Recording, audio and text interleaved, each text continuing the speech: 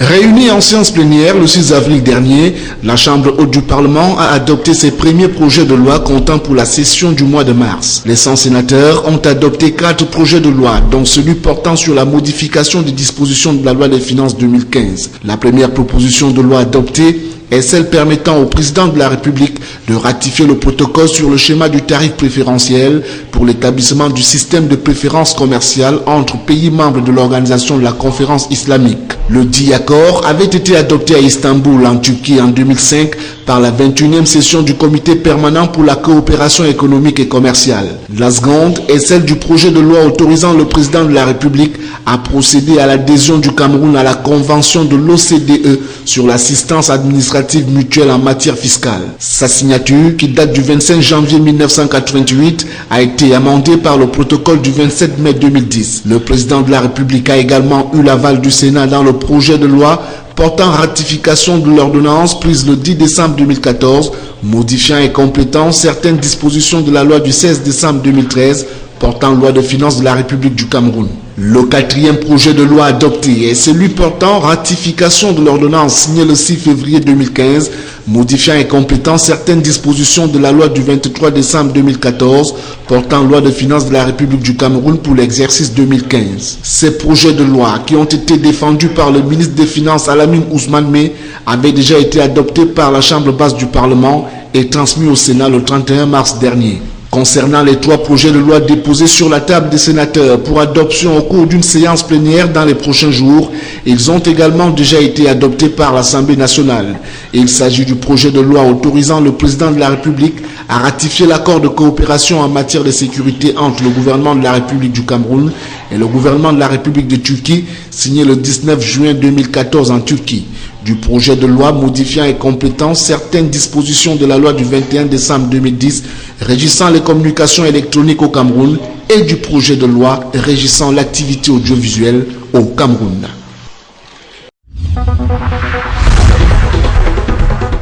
La vue des décombres témoigne de l'intensité de l'incendie qui vient de ravager un pan important de l'immeuble abritant les services de la communauté urbaine de Douala. Les flammes auraient pris droit de cité ici ce 6 avril 2015 aux environs de 22 heures. Le décompte le plus visible fait état de 2 niveaux de l'immeuble, l'hôtel de ville complètement consumé. La fureur des flammes va mettre sur le carreau le service de la documentation et des archives, le bureau des permis de bâtir, le service des ressources humaines, le secrétariat général, la salle du conseil technique, le service informatique, le bureau du courrier, la direction de communication ainsi que le service financier. Sur les lieux, ce 7 avril, une barrière de sécurité a été érigée pour permettre aux sapeurs-pompiers d'éteindre les dernières poches de chaleur susceptibles de réactiver les flammes.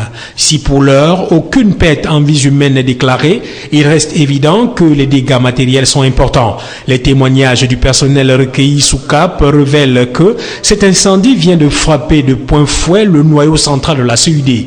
Il faut noter que cet incendie intervient 5 ans après celui de 2011, lequel avait touché le bureau du délégué du gouvernement. En attendant les résultats de la commission d'enquête mise sur pied par les autorités administratives et policières de la ville de Douala, bon nombre d'employés sont de fait mis en congé technique. L'incendie qui a mis à cendre la quasi-totalité de l'aile droite et une légère partie de l'aile gauche de l'édifice abritant les services de la communauté urbaine de Douala préoccupe l'autorité administrative en chef de la région du littoral. Le gouverneur Joseph Betty Assomo, au cours d'un point de presse, a tenu à baliser les contours de gestion de ces sinistres au fin de mettre en dérision toute circulation d'informations contradictoires, fantaisistes et proches de l'intoxication qui pourraient mettre à mal la recherche de la vérité au sortir de la commission d'enquête mise sur pied à cet effet.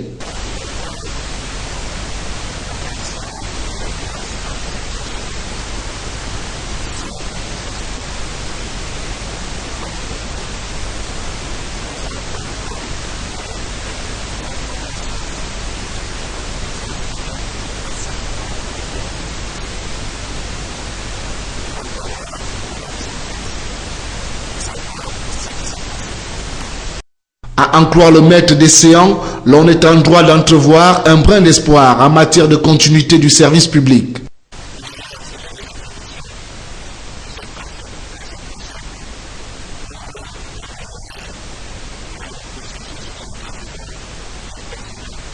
Cet incendie qui intervient 5 ans après celui de 2011 dans le même bâtiment vient une fois de plus poser la problématique de la vétusté de certains édifices administratifs qui de surcroît ploient sous le poids de l'âge. Dans le cas de l'espèce, le bâtiment de l'hôtel de ville de Douala qui abrite aujourd'hui les services de la communauté urbaine de la ville portuaire a été mis en service il y a 59 ans, c'est-à-dire en 1956.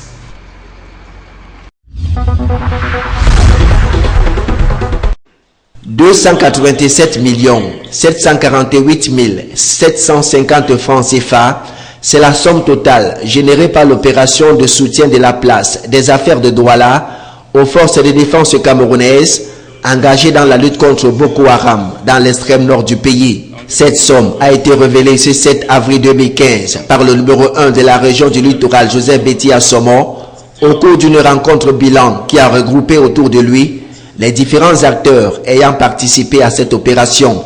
Lancée le 13 mars 2015 dernier, l'opération aura connu un succès au regard des chiffres. En remerciant tous ceux qui ont tendu la main, le gouverneur n'a pas manqué de décrier l'attitude de certains qui ont pris l'engagement solennel d'apporter un don quelconque et ne l'ont pas honoré. Les dons en nature et en espèces reçus seront transmis à qui de droit et acheminés aux forces de défense et aux familles déplacées en souffrance dans l'extrême nord du pays. Une opération similaire est également en cours dans les départements du Mungo, de la Sanaga maritime et du Nkam.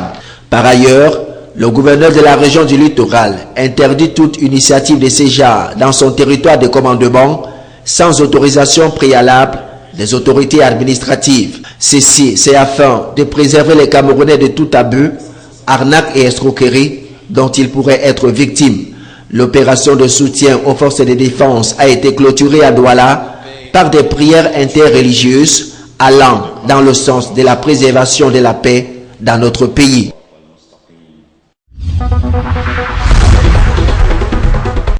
C'est une véritable mobilisation générale que l'on assiste depuis plusieurs semaines en faveur des forces de défense et des populations victimes des exactions de la secte Boko Haram dans la région de l'extrême nord.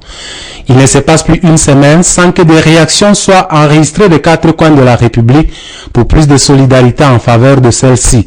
Denrées alimentaires espèces sonnantes sont ainsi mobilisées dans le cadre de ce qu'il convient d'appeler désormais effort de guerre.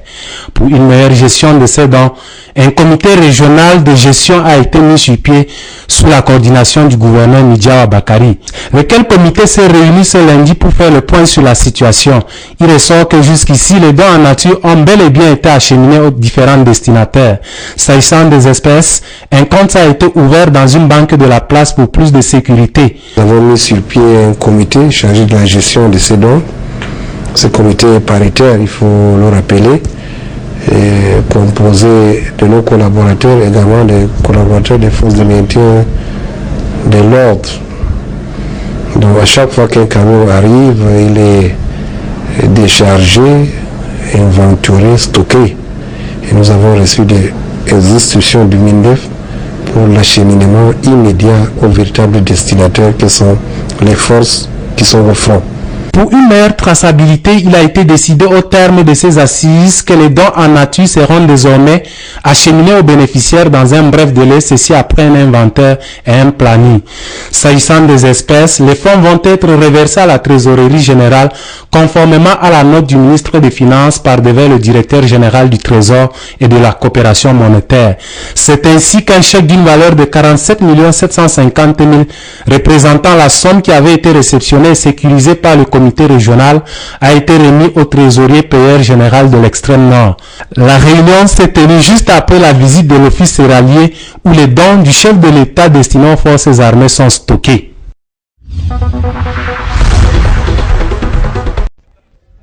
Les besoins en eau potable des habitants du quartier Bilga dans l'arrondissement de Garoua 2 font désormais partie du passé.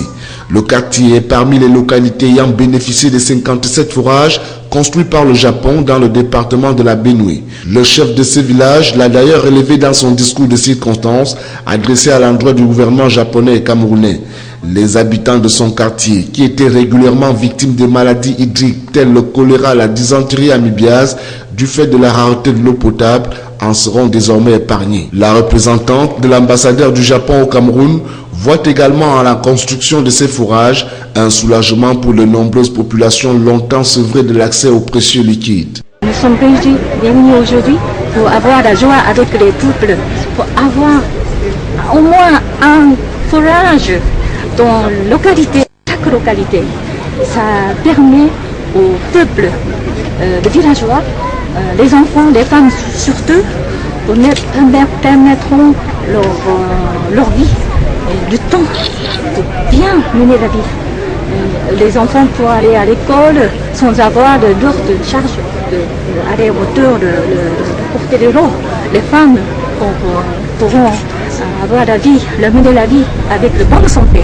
Le gouverneur de la région du Nord a remercié au nom du ministre de l'Eau et de l'Énergie le gouvernement japonais pour son soutien permanent au développement du Cameroun, surtout sur cette question cruciale d'accès à l'eau potable. C'est le lieu pour nous, au nom des pouvoirs publics, de remercier le gouvernement japonais qui ne cesse d'appuyer celui du Cameroun, surtout dans la recherche des solutions tout à fait simples, mais d'une efficacité redoutable. Vous savez que nous sommes dans un milieu où l'eau est rare. Et à chaque fois qu'un forage est réalisé, il faut dire que c'est une espérance de vie qui est allongée. C'est des vies qu'on sauve.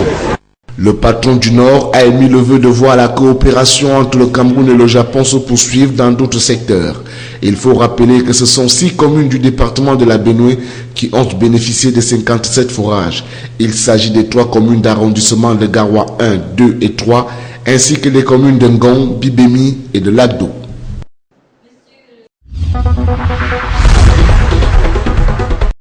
De nouvelles menaces pour la sécurité sanitaire des aliments apparaissent sans cesse. Les changements qui interviennent dans la production, la distribution et la consommation des aliments, les changements environnementaux, les agents pathogènes nouveaux et émergents, la résistance aux antimicrobiens posent autant de problèmes aux systèmes nationaux de sécurité sanitaire des aliments. Le développement des voyages et du commerce accroît la probabilité d'une propagation internationale de la contamination. Il faut donc améliorer les approvisionnements alimentaires et renforcer les systèmes de sécurité sanitaire des aliments dans un contexte de plus en plus marqué par la globalisation des échanges entre les États. C'est pourquoi, à l'occasion de la Journée mondiale de la santé 2015, l'OMS encourage les efforts visant à améliorer la sécurité sanitaire des aliments de la ferme à l'assiette et à toutes les étapes intermédiaires. L'OMS aide les pays à prévenir et détecter les flambées de maladies d'origine alimentaire et à y faire face conformément au Codex Alimentarius qui rassemble des normes internationales, directives et codes de pratique touchant l'alimentation et couvre les principaux aliments et processus. Avec le FAO, l'Organisation des Nations Unies pour l'alimentation et l'agriculture, l'OMS alerte les pays en cas d'urgence relative à la sécurité sanitaire des aliments à travers un réseau d'information international.